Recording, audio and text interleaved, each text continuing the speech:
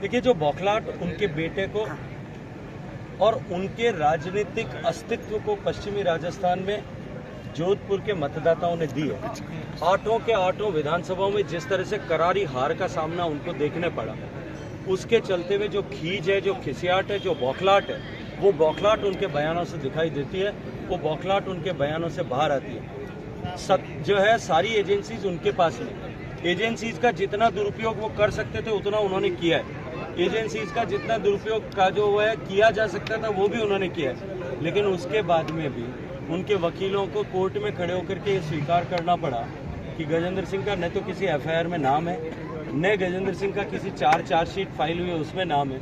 आपके पास में सारी एजेंसीज हैं। मैं तो जब आप पुलिस का दुरुपयोग करने की कोशिश कर रहे थे तब मैंने कोर्ट में जाकर के कहा कि इस प्रोसीडिंग्स को क्वैश करना चाहिए।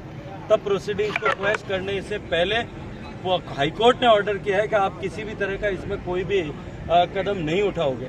अब ये जब हालात है, जो वह मुख्यमंत्री देश भर में जाकर के इस बात के लिए बयान देते हैं कि एजेंसियों का दुरुपयोग भारत सरकार कर रही है। एजेंसी के दुरुपयोग का क्लासिक एग्जाम्पल अगर कहीं है तो वो राजस्थान में गजेंद्र सिंह पे जितने काम हो रहे हैं वो तो अलग है।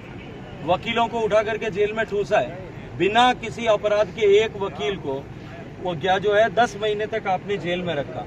सिर्फ अपराध इतना था कि आपके किए हुए भ्रष्टाचार को उसने उजागर करके कोर्ट से ऑर्डर करा दिया था। पत्रकार ने एक टिप्पणी आपकी सरकार के खिलाफ की, उसके खिलाफ आपने पॉक्सो में जो है वो मुकदमा दर्ज कराया।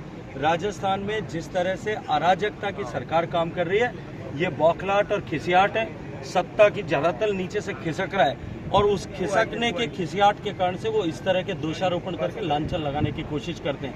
हिम्मत है तो आज चुनौती देकर के यहाँ से कहता हूँ कि वो और उनके वकील किसी भी हिंदुस्तान के मंच पर खड़े हो जाएं और वहां खड़े होकर के मेरे सामने इसके ऊपर बहस करें, उनके वकीलों को लेकर के बहस करें कि मुझे किस तरह से दोषी ठहरा रहे हैं। वरना मैं जो किरोड़ी लाल जी ने आप जो आरोप लगाए, उन आरोपों को उस मंच पे खड़े होकर के सिद्ध करूंगा कि उनके और उनके बेटे ने किस तरह का भ्रष्टाचार किया।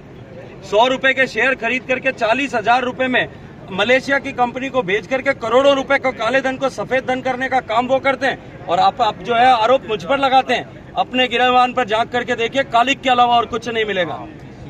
Thank you sir.